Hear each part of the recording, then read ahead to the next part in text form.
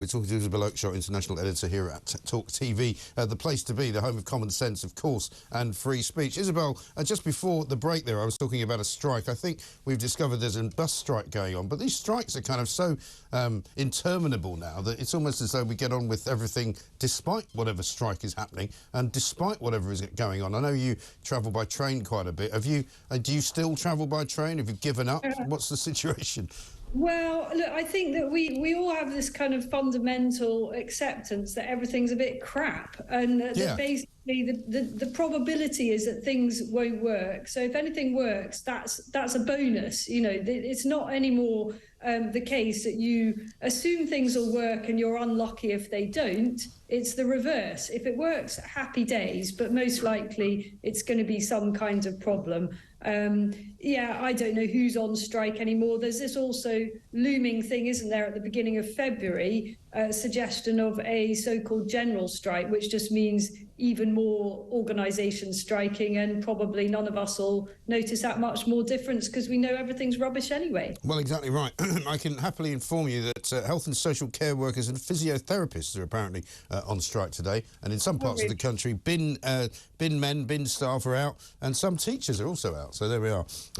Well, for the rest of us who work for a living, who haven't got the luxury of striking and haven't got the luxury of public sector pensions, I'm afraid we'll just have to carry on regardless. But speaking of the NHS, I was interested in one of your tweets yesterday about the excess deaths. When hundreds of people a week were dying with not of COVID, we shut down society. Now there are up to 3,000 mysterious excess deaths per week, and the government is acting like there's nothing to see here. It is strange, isn't it? I actually think it's a lot more and worse than strange. Now, you know, these stories that kind of float around and you sort of, as a journalist, you're peripherally aware of them, but you don't lock into every single story. And I have been peripherally aware that there is a worrying situation with so-called excess deaths. That means the number of people above the general average for this time of year per week that are dying. And I'd slightly sort of disengaged from this story until I started looking properly at the figures.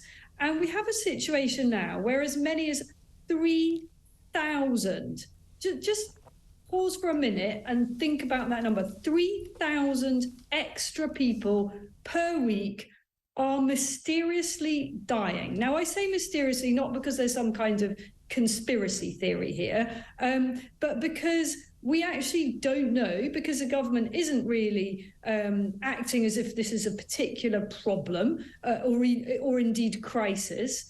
We don't know why those figures are so raised. Is it due to people who weren't seen properly during the COVID crisis when we turned the NHS into a COVID service? Is it due to the weather? I mean, there are any number of things may be at play here. What is clear, though, is that this is a very, very serious situation. And, you know, remember the fuss when hundreds of people were dying not of COVID, but with it. We actually shut down the whole of society for this. How come nobody's paying any attention now? I don't get it. Well, that is interesting, isn't it? And, I mean, we talked last night about Matt Hancock getting sort of harangued and harassed on the tube, and we're going to look at that video again a little bit later on in the show.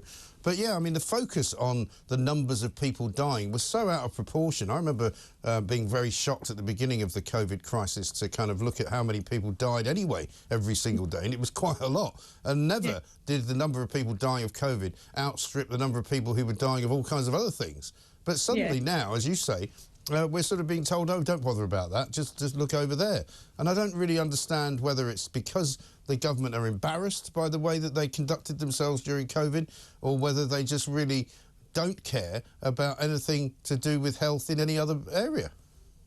Well, I think that there needs to be real political pressure for the government to properly examine what is driving these figures, if only to shut down conspiracy theorists, because there's a lot of concern, and we can like it or not like it. There are concerns about vaccine damage and sudden deaths linked to the vaccine. And if those concerns are unfounded, well, let's get that out there. Let's reassure people that they're not going to suddenly drop dead that there isn't an issue with the vaccine, and actually these excess deaths are driven by something else. In a sense, it doesn't matter what it is that's behind it. I'm not talking about attaching blame here at this point. It's a question of trying to tackle whatever it is that is sending these figures into orbit, so that we don't have this going on for the next few months, stroke for the rest of the year, because the figures are enormous. Yeah, absolutely. I mean, I've heard people giving other reasons, such as it's the baby boomer generation, and actually because more people were born in a particular period, they're now dying, and that's why the numbers look higher, which sounds to me like a very bizarre and complicated explanation for Well, it should be very simple to see the figures by age. It may well be that those figures are available, and it may be that if those figures are mainly people in their 80s and 90s, then we can all be a little bit reassured that those people are past their average life expectancy in any case.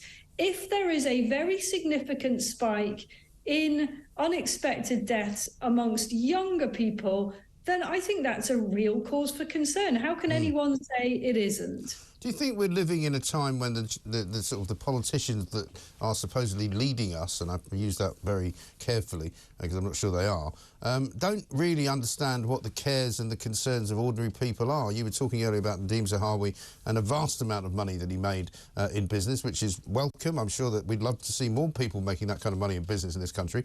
But, you know, it's hard to imagine how in touch with ordinary people like the woman we were talking about, Barbara Bolton, who couldn't heat her home.